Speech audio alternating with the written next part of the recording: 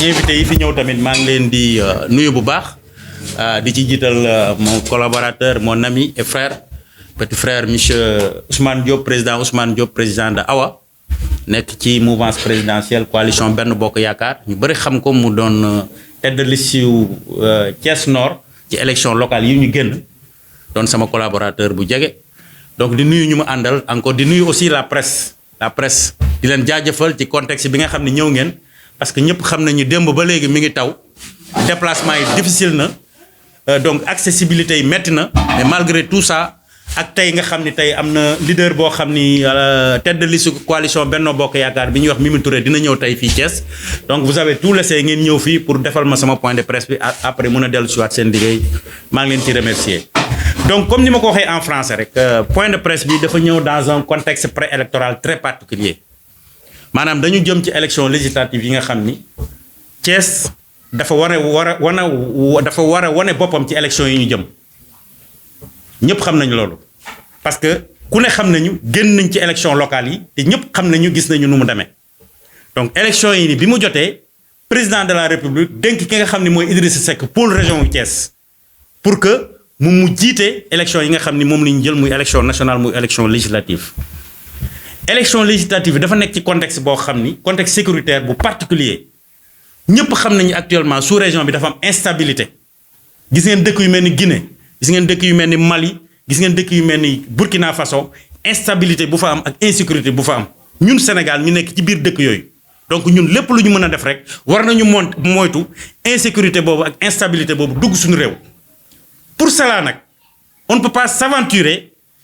taxaw fii ci Sénégal di wax ay affaire cohabitation je pense que Sénégal tollaguñu foo xam ni dinañ mën a def une cohabitation yi même dans les pays développés sax gis ngeen problème yi mu fay engendrer donc ñun Sénégal contexte bi ñu nekk def naa waruñu wax sax cohabitation bi ci contexte boobu le mouvement Alliance pour une nouvelle pour une nouvelle direction ànd que je dirige ak man ñi ma àndal ñoo décidé ci contexte bi ñu ànd ak la coalition Benno Bokk Yaakaar ànd ak le président Idrissa Seck bi nga xam ni moom la Macky Sall dénk pôle bi nga xam ni mooy pôle région Thiès pour que ñu am une grande victoire pour la commune de Thiès et pour le département de Thiès. parce que gis nañu élection yi Macky Sall président de la République war na am une majorité écrasante pour éviter la cohabitation donc je dis mais bien encore sur ces élections législatives yi pour ñëpp xam nañu élection yii laa wax ñun dañu décider. ànd ak la coalition Benno Bokk Yaakaar pour éviter l'instabilité l'insécurité dans ce pays parce que cohabitation baaxul vous savez que dans un an on va exploiter le pétrole et le gaz imaginez le Sénégal tey war a exploiter le pétrole et le gaz en 2023 mu ñu fekk ci dans un contexte de cohabitation je pense que defe naa loolu bu amee rek war nañ ko mën a moytu loolu moo tax ñu teer suñuy këral li ñuy def ni metti na trop ñu teer suñuy lépp teer suñuy ambition teer ku nekk xam na ni man docteur Sarr ànduma ak mouvance présidentielle ànduma ak Macky Sall mais dama jël mbir mi teg ko au-dessus de Macky Sall teg ko au-dessus de moi-même de ma propre personne teg ko au-dessus même de Macky Sall mais muy affaire réew mi affaire Sénégal la affaire sécurité Sénégal la affaire stabilité Sénégal la moo tax ñu décider ànd ak la mouvance présidentielle pour que vraiment cohabitation mën a am Macky Sall pôle présidentiel bi mën a gagner largement. pour que ñu jox ko majorité mu mën a diriger pour que cohabitation mën a am looloo tax mouvement ànd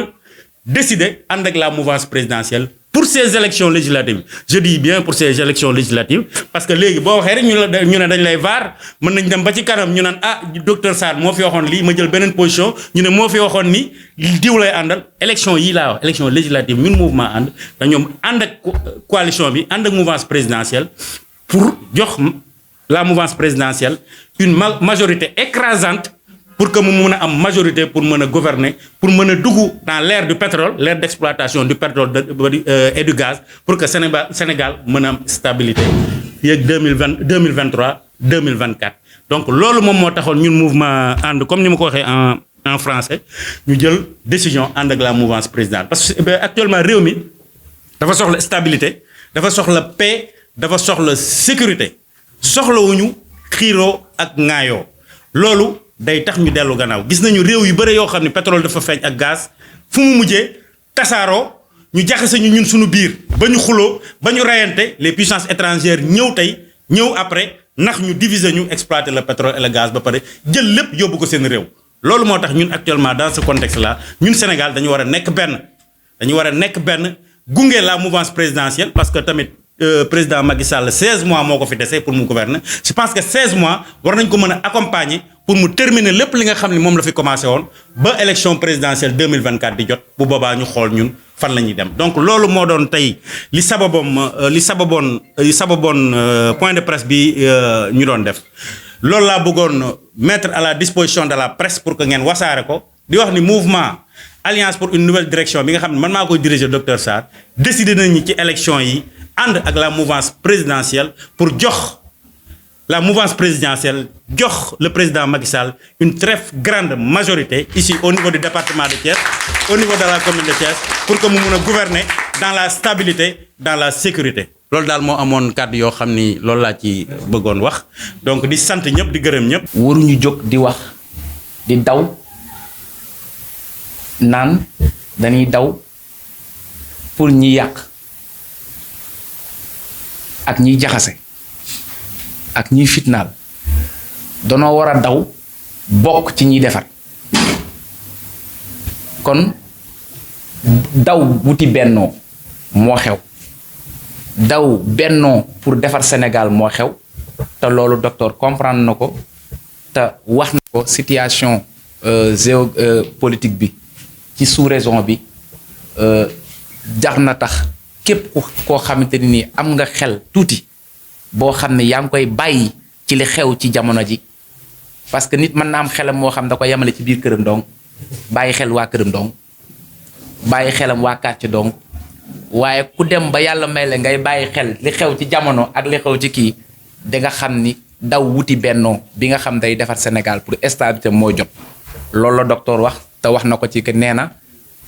gars yi danoo gaaw ci vaar et kii nag kenn mënu koo vaar ndax kii keroog bi ñuy dem di ndogu bi président de invité ca palais ba dama ko respecté il a été maa moo fa nekkoon dani suñ la invité nga dem kilifa réew mi su la wooloo pour nga ñëw fekk ndogu da ngay dem nga ànd parce que ndogu mënu koo rëy ndax ay kilifa diine dañ koy woo muy dem kon buñ ko wooloo rek day dem te yàlla def na ba mu demee dafa discret te pourtant doomu Cees yëpp fa nekkoon la mu waxtaan ak man rek loolu mooy wan xam ni kii li mu wax fii moom la waxoon foofu keroog mënoon na faa génn daal ni maa nga fa woon maa nga defoon lii wala maag président nii wala maag déedéet dafa dal te li ma gën a neex ci moom muy Cees kilifa yi si nekk da leen a jox cër ba bu nu waxtaan ak ñoom kilifa yi xam nanu xëy na bu nu déggee kàddu gii dinañ xam ne ku leen jox cër la ma di ko teem parce que damay diisoog moom kilifa réew mi kii da koo jox cër kilifa diine yi daf leen a jox cër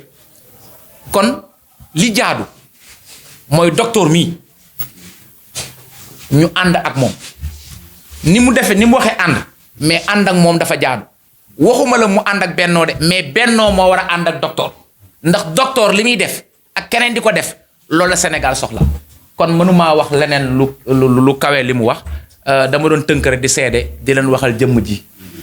di wax waa Thiès nag kii lim leen woo nañ ko ci wuy si mooy am majorité ci élection législative Benno Bokk Yaakaar ñu kii ko woo na ay mbokkam woo na ay xaritam woo na ay am di jàmmam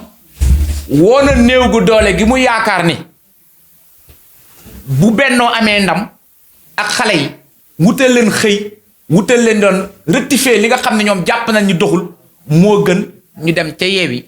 te loolu dara mënu faa saafara lu dul fitna ak tamit attente bu yàgg parce que yaakaar naa ni jël législative rek mënul jox kenn xëy kon ki am nguur ba pare nga jox ko législative moom moo la mën a wutal xëy ak xëy ba matul woon mu mottali waaye soo joxee koo xam ni législative rek nga ko jox mais yorul nguur ba mën a defar xëy kon loolu ni nga ko invité jeunesse thiessoise bi ak la jeunesse sénégalaise ñu bàyyi ci loolu xel jërë ngeen jëf. pare nañ pour soutenir la nga soutenir ki nga xamante ni mooy sa frère le président Idrissa Seck bi nga xamante ne yàgg ngeen a ànd yéen ñaar di liggéey à travers la région de Thiès ñëpp xam nañ leen ci. mooy nuyu aussi de passage sama frère Ousmane Diop ñu bokk dëkk Taaxi Kaw. mu nekk ku am pas-pas. li yàlla di wax ñu mën a ànd rek ñooy ànd ñu mën a defar ñooy defar gis nañ ni élection locale yi ñu génn ànd Siggil Thiès def na lu doy waar Thiès. docteur Sarr mi gagné largement son bureau de vote gagné son centre de vote Mamadou Diaw ñëpp di ko féliciter encore une fois ñu jox la engagement jox la détermination boo xamante ni docteur fépp foo jëm pare nañ pour ànd ak yow. lépp loo décidé pare nañ pour ànd ak yow ñun benn nit moo ñu ñor kenn la ñuy àndal moom la ñuy soutenir muy docteur Djibril Sarr te lépp loo xamante ni docteur décidé na ko dinañ ci ànd ak moom. incha allah pour que ñu gagne majoritairement la région de Thiès concernant les élections législatives à venir. merci beaucoup. di leen sant bu baax ci teewaay bi monsieur Ousmane Diop ñu ngi lay sant sa engagement envers docteur Djibril Sarr lépp lu mu nekk rek gis nañu ci à ses côtés te da nga koy jox ay di ko xelal chaque jour loolu man mën naa koo seede ndax à chaque fois damay fekk ngay jokkoo ak moom docteur bu ñu duggee ci salle bi xam ni fii. vous êtes un homme fidèle sa ànd démb rek ñoo fi nekk te mosoo jël benn engagement te waxoo ci ak ñi nga war a waxal décision boo mënti jël rek wax nga ci ak ñi nga war a waxal ñun waa ànd sa ginnaaw la ñu nekk loo nekk rek ñi ngi ci loo bëgg loolu la ñuy def amul explication li nga wax jeex na wax nga lépp tu as tout dit jarul ñu di si jaaraat li ngay def mooy ñun say jigéen foo mës a nekk dañu ko ànd ak yow depuis le début kon tamit dañu koy àndaat ak yow jusqu'à la fin comme ni nga ko waxee Ousmane wax na ko léegi dangaa ragal ku la vaar effectivement vaar kenn mësu la koo def et je sais que ne kenn du la ko mës a def ndax danga mës a respecter sa kàddu donc sa kàddu googoo tax sa ñëpp ànd ak yow donc lii nga jublu yal na la ko yàlla jàppaleel donc sache que nous sommes tous derrière vous surtout rawatina jigéen ñi ay jigéen ñu jàmbaare nga àndal yoo xam ni muy guddi di bëccëg démb waxtu wu nekk woon na parce que point de presse bi c'était prévu hier mais avec la pluie moo tax ñu reporté ko aujourd'hui donc ak la jeunesse bi nga xam ne ñu ngi sa ginnaaw matin midi et soir yow rek la ñuy déglu donc jàppal vraiment ñi ngi leen la jeunesse Adama Sow dirigée par Adama Sow et Batukor et autres donc Pape Tembali yéen ñëpp ñi ngi leen di sant bu baax ci seen engagement envers docteur seetluwul leen fan la nekk ak lan la ne l'essentiel li mu bëgg rek loolu la ñu nekk donc encore une fois maa ngi leen di féliciter si seen engagement envers docteur Djibril Sarr li ngay wut nag yàlla na la ko yàlla jàppale parce que vous êtes un homme fidèle un homme sincère naturellement lépp loo xam ne daf ko mës a def sur fonds propres la je le redis encore une fois ñu xam ne docteur Djibril Sarr fëkk yóbbu ko du xaalis du dara dama bëgg loolu aussi ñu leeral ko du ay affaire de xaalis du affaire u dara ndax moom ça fait combien d'années il était derrière Idrissa Seck il l'a toujours soutenu moom aussi na xam ni docteur Sarr a été toujours derrière lui moom c'est lui qui l'a appelé personnellement docteur moom moo ko woo pour mu jàppale ko mu xam ni moom it ma ngay sàmm kóllëre démb moo tax it mu fas yéene àndaat ak moom pour ñu jàppale le président Macky Sall donc ñu ngi lay ñaanal lépp loo ci sumb yàlla sottalal la ko ndax yaakaar gi waa Thiès am ci yow particulièrement la commune de Thiès Ouest am nañ ci yaakaar am nga ci taxawaay donc yal na la yàlla jàppale di féliciter waat encore ñëpp di gërëm ñëpp ci kàddu yi fi jib yëpp maa ngi leen di santaat bu baax di leen gërëm.